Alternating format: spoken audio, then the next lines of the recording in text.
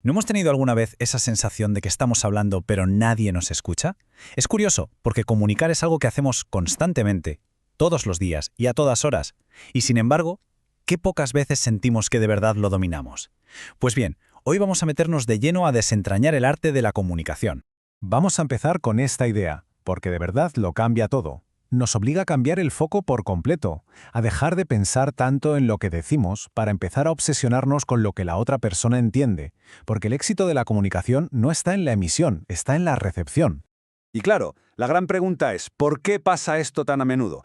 Es esa frustración, ¿no?, de explicar algo que parece clarísimo en el trabajo y luego ver que se ha ejecutado fatal. O esa conversación en casa, que empieza bien y de repente, sin saber cómo, acaba en un malentendido monumental. Está claro que el mensaje se rompe, se pierde en algún punto del trayecto. Si vemos el mapa, la cosa parece de lo más sencilla, ¿verdad? Una persona habla, otra escucha. Punto. Pero la realidad, el territorio que pisamos cada día, es otra cosa. Está lleno de trampas, muros invisibles, abismos de interpretación. Así que vamos a meternos de lleno a explorar precisamente esas trampas ocultas. Vale, pues vamos a empezar por aquí. Vamos a seguir el viaje de una idea, una sola, desde que nace en una cabeza hasta que, supuestamente, llega a otra, y vamos a ver exactamente dónde y cómo se tuerce la cosa. Normalmente pensamos que comunicar es una sola cosa, un paso. Pero fijaos, en realidad es una cadena de 6 eslabones. 6. Y claro, en cada uno de esos saltos, entre un eslabón y el siguiente, el mensaje original puede ir perdiendo fuerza, o peor, distorsionándose. Pensemos en ello. Hay un abismo entre lo que uno quiere decir y lo que acaba diciendo. Luego, otro salto mortal entre lo que se oye y lo que se entiende de verdad. Y quizás el más grande de todos, entre lo que se retiene en la memoria y lo que finalmente se lleva a la práctica. Ok, para poder arreglar esto, primero necesitamos entenderlo bien. Necesitamos como un plano más detallado, ¿no? Uno que nos muestre todas las piezas del puzzle de la comunicación. Este es el esquema clásico que se estudia siempre, con el emisor, el receptor, el mensaje, pero vamos a fijarnos en dos elementos que casi siempre pasamos por alto y que son en realidad la clave de todo. Por un lado, las barreras. El ruido, que no es solo ruido de fondo, son también nuestros prejuicios, las distracciones, todo lo que sabotea el mensaje sin que nos demos cuenta. Y por otro lado, el famoso feedback, la retroalimentación. Es que es el único mecanismo que existe para comprobar si el mensaje ha llegado bien o se ha perdido por el camino. Sin ese feedback es como hablarle a una pared. Estamos lanzando palabras al vacío y cruzando los dedos. Y es por eso que comunicar es mucho, mucho más que hablar. Es un proceso de ida y vuelta, es un baile. Al final, la clave no es simplemente enviar información, sino construir un significado entre dos o más personas. Aquí, en esta diapositiva, vemos la diferencia clave, la gran distinción. Pensemos en esto. Informar es como lanzar un avión de papel. Es una acción de un solo sentido. Lo lanzas y ya está. Pero la comunicación, la comunicación es otra cosa. Es cuando la otra persona coge ese avión, lo lee y te lanza otro de vuelta. Es un diálogo, no un monólogo. Venga, pues ahora vamos a sumergirnos un poco más. Vamos a ver esa parte del iceberg que no se ve, la parte oculta de la comunicación, que, como suele pasar con los icebergs, es la más grande y la que más impacto tiene. Ojo a este dato porque es, de verdad, uno de los más sorprendentes y citados en el mundo de la comunicación. Resulta que nos pasamos la vida buscando las palabras perfectas, dándole vueltas a qué decir. Y cuando se trata de persuadir, de influir en los demás, las palabras son solo el 7% del mensaje. Es increíble. El otro 93% del impacto, la gran mayoría, viaja por canales que no son las palabras.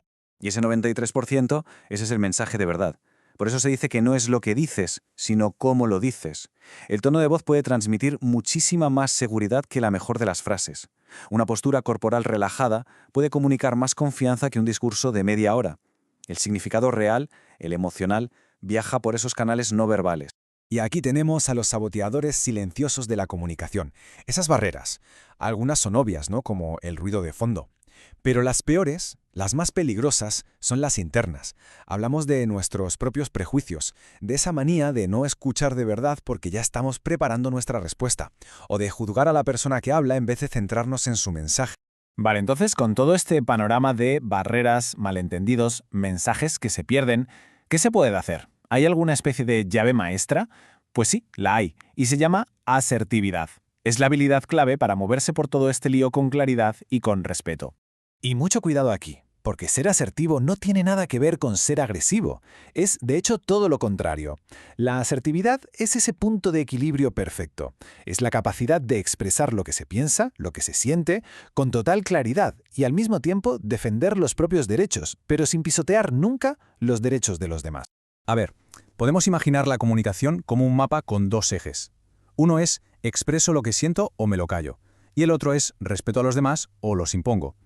Si nos callamos lo que sentimos por miedo, caemos en la pasividad. Si lo imponemos por la fuerza, somos agresivos. Y luego está la asertividad, que es el único estilo que nos permite decir lo que pensamos de forma libre, pero siempre desde el respeto. Pero vamos a verlo en la práctica, que es como mejor se entiende. Fijaos en la tabla. La persona no asertiva, pues evita el contacto visual, se encoge un poco y te dice, bueno, quizá, no sé. El agresivo, por otro lado, te clava la mirada y suelta un «deberías hacer esto» o «es tu culpa». Y luego está el estilo asertivo, contacto visual directo, postura relajada y frases como «yo pienso que» o «¿qué tal si hacemos?». La diferencia es brutal, solo este último estilo resuelve problemas. Los otros dos, lo único que hacen es crearlos. Y esto nos lleva a un punto fundamental. Cuando uno aprende a dominar la comunicación asertiva, lo que consigue es una herramienta potentísima para transformar los conflictos, que, ojo, son inevitables, en oportunidades para conectar y entenderse mejor.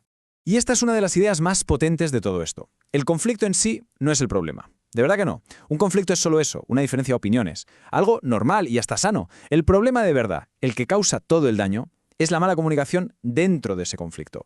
Porque es la forma en que nos comunicamos lo que va a decidir si de ahí sale un puente o si lo que hacemos es dinamitar la relación por completo. Bueno, pues aquí tenemos una especie de hoja de ruta, un plan de 5 pasos para gestionar un conflicto de forma constructiva. La idea es muy sencilla. En lugar de buscar culpables, que no sirve para nada, primero se identifican los hechos, de forma objetiva. Después se evalúa el problema en sí. Tercero, y esto es clave, se buscan soluciones entre todos los implicados. Cuarto, se elige una. Y quinto, se pone en marcha y se ve si funciona.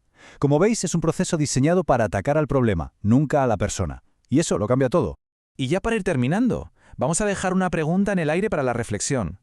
¿Cuál es esa barrera de comunicación con la que más nos topamos en el día a día? Y sobre todo, ¿cómo podríamos usar la asertividad para empezar a derribarla? Hacerse esta pregunta es lo que de verdad lleva a toda esta teoría al mundo real, a la práctica. Porque no nos engañemos, al final del día, la calidad de nuestra comunicación es lo que determina, ni más ni menos, que la calidad de nuestras relaciones y, por supuesto, de nuestros resultados.